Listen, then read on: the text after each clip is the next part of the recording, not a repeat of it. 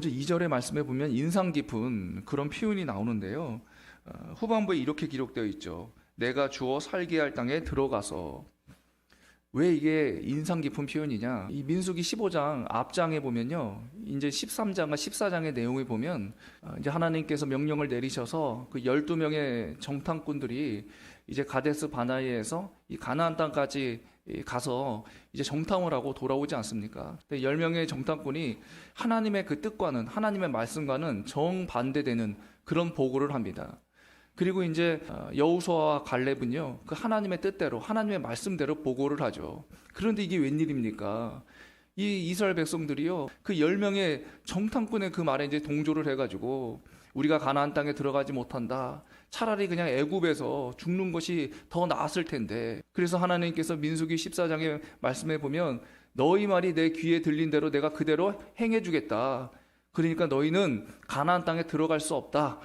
그 징계의 차원에서 하나님께서는 그들이 이 광야에서 40년 동안 배회하다가 죽는 그런 일을 그들에게 주셨던 것이죠. 출애굽 1세대 이스라엘 백성들은요, 결국 이 신앙에 실패하는 바람에 죽게 되었습니다. 그런데 하나님께서는요, 그 가나안 땅을 이스라엘 백성들에게 주시겠다는 그 약속을요, 절대로 취소하지 않으셨어요. 20세 이하인 사람들은 하나님께서 이 가나안 땅으로 그들을 인도해 주시겠다는 그 약속을 여전히 유효한 것으로 주셨던 것이죠. 하나님께서 한번 약속하신 말씀은요, 절대로 취소되는 경우가 없습니다. 하나님께서 약속하신 말씀은 반드시 언젠가는 이루어진다는 것을 보여주고 있는 것이죠. 비록 출애굽 1세대 이스라엘 백성들은 신앙에 실패하여 그 약속을 누리지 못했지만 결국에는 출애굽 2세대 이스라엘 백성들이 그 약속을 누리는 그런 모습을 우리는 볼 수가 있다는 것이죠. 그래서 이사야 40장 8절에 보면 이런 말씀이 있어요. 푸른 마르고 꽃은 시드나 우리 하나님의 말씀은 영원히 서리라. 다른 모든 것들은 시들 수 있고 다른 모든 것들은 다 없어질 수 있지만 하나님의 그 말씀, 하나님의 그 약속은 절대로 변질되지 않는다는 겁니다. 영원토록 그 약속이 이어진다는 것이죠. 사랑하는 여러분, 하나님께서 성경을 통하여 또는 여러분이 기도할 때 개인적으로 주신 약속의 말씀이 있습니까?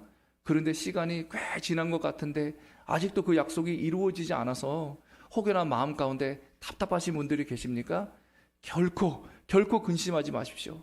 그것이 하나님께로부터 온 약속이라면 반드시 하나님 때에 이루어질 줄 믿습니다. 그런데 이제 출애굽 2세대 이스라엘 백성들이 이 가나안 땅에 들어갈 때 하나님께서 그들에게 가장 먼저 기억해야 할 것을 말씀해 주고 있는데 그것이 뭐냐면 이제 3절 이하의 내용이죠. 무엇에 대해서 이제 이야기를 하고 있습니까?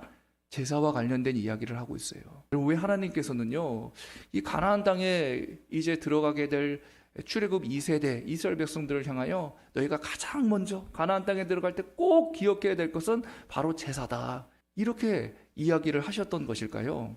하나님 앞에 제사 드리는 것이, 다르게 표현하면 하나님 앞에 예배 드리는 것이 우리 인생에 있어서 가장 중요하기 때문이죠.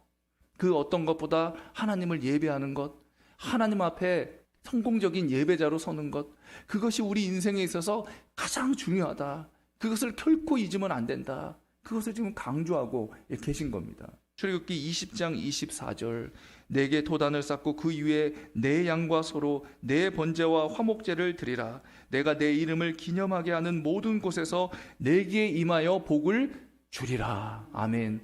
하나님께서는요, 하나님의 이름을 기념하는 그곳에 임하여서 복을 주시겠다고 약속해 주셨어요. 다르게 표현해 볼까요?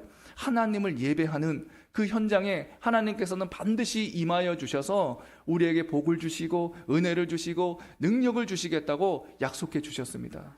그렇기 때문에 여러분, 우리가 이 하나님의 복과 은혜와 능력을 받으며 이 하나님의 임재를 강렬하게 경험하며 살기 위해서는 방법은 딱 한 가지예요. 무엇을 하셔야 됩니까? 예배 드리는 삶을 사셔야 되는 거죠. 예배에 성공한 자가 되어야 합니다. 예배의 목숨을 우리가 걸어야 한다는 것이죠.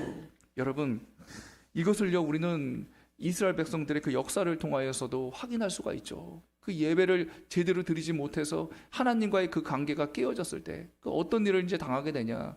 북이스라엘은 결국 아수르에 의해서 주전 722년에 망하게 되었고, 남유다는 결국 바벨론에 의해서 주전 586년에 망하게 되었지요.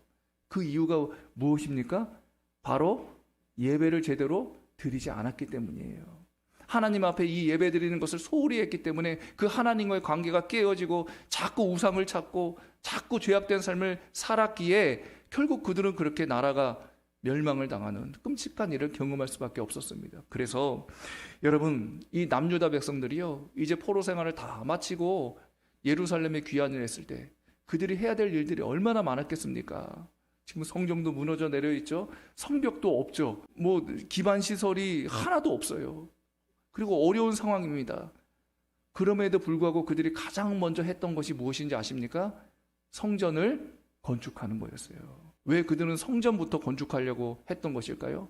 그 어려운 환경 가운데서도 왜 그렇게 하려고 했던 것이라고요? 예배가 가장 인생에서 중요하다. 우리가 이 예배에 목숨 거는 삶을 살아야지만 하나님의 그 복과 은혜와 능력을 받아서 영적으로 승리할 수 있다. 그것을 뼈저리게, 그 역사를 통하여 뼈저리게 경험했기 때문에 어떠한 그런 환경 가운데서, 너무나 어려운 환경 가운데서도 성전 짓는 것을 우리가 우선시해야 된다. 저는 여러분이 언제나 하나님 앞에 목숨 건 그런 예배를 드릴 수 있는, 그래서 복과 은혜와 능력 받아서 영적으로 승리할 수 있는 저와 여러분 되실 수 있기를 간절히 소망합니다.